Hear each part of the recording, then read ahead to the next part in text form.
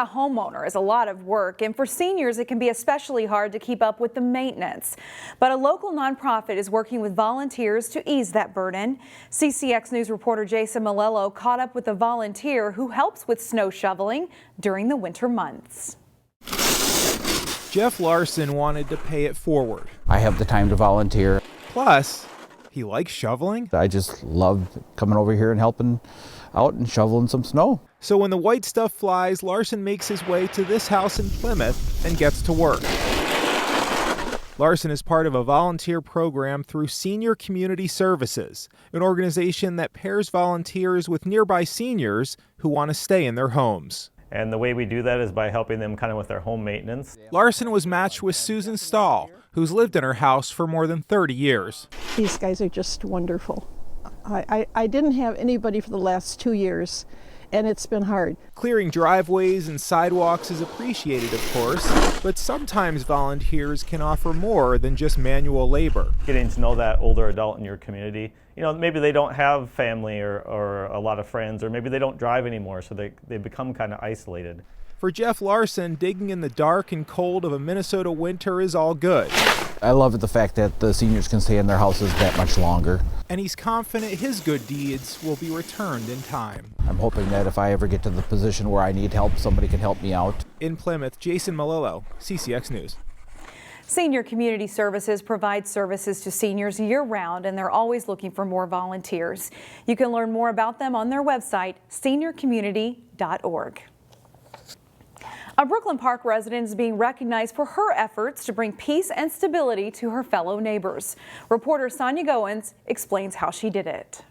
Anyone can make a difference in a community. Tekoa Cochran founded the Village BP last April. The community-based organization was created to support residents of Huntington Place apartments and other people living in Brooklyn Park. I'm an action type person, so when I see things that need to be corrected or addressed, I'm there. She says when she moved into the apartments, she saw disparities and poor living conditions, including leaking roofs, gas leaks, plumbing backups, and lack of heat and other issues. There were lots of rodents, lots of unanswered repair requests and things like that. That's gotten much better, actually. We're seeing lots of improvements around here. Tekoa didn't sit on her hands. Instead, she decided to give a voice to the voiceless. She opened up the lines of communication between residents and apartment management staff. We created stakeholder meetings where we regularly meet and talk about things and get updates. The community advocate organized several events, including barbecues, sports activities, and a coat drive. The engagement events blossomed into personal relationships that broke down barriers and increased trust. It just provided a place to open community dialogue for us residents to get to know each other and for us to build those positive, strong relationships with our police department. The Village BP is also a resource hub. From rental assistance to Narcan training to clothing to food,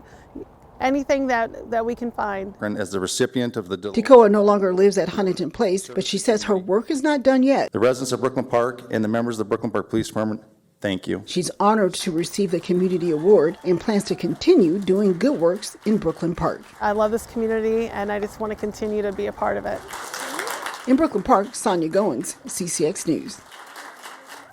And now a volunteer story that's a tribute to a Maple Grove woman named Jodine Raven, who worked at Elm Creek Elementary School.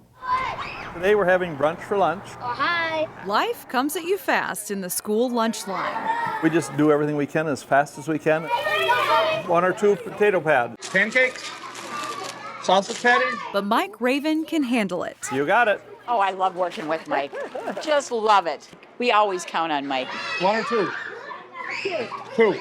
There you go. A volunteer who can dish it up. There you go. 1 plate at a time. They're flying because they want to eat. Mike Raven has become somewhat indispensable. We're going to start multiplication. Let's go.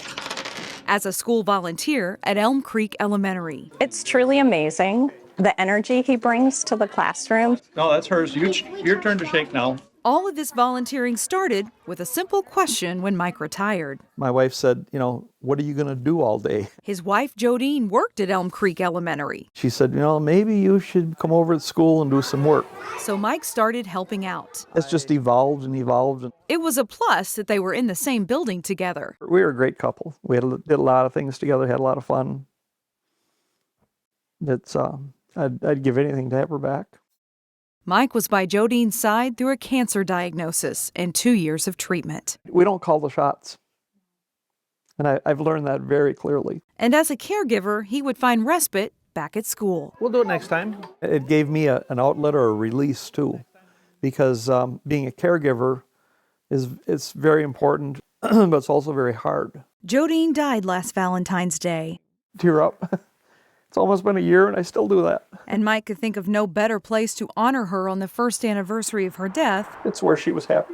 than here at school. It definitely warms my heart to see everybody here. Staff and family gathered outside of Jodine's classroom. It's amazing how many people are here. Wow. It's been a tough day, but it's a good day.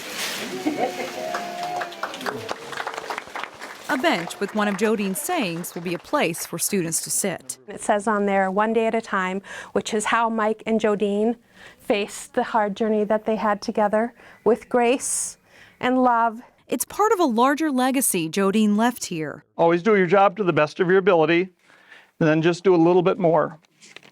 And never shy away from the opportunity to volunteer. It's a legacy Mike Raven will continue to live out. We'll move it forward. We'll move on, one day at a time. And we were not able to list all of Mike's volunteer contributions in this story. He's been involved in grounds work at the school and on the chain gang for Osseo football games. He urges everyone to get up and help out.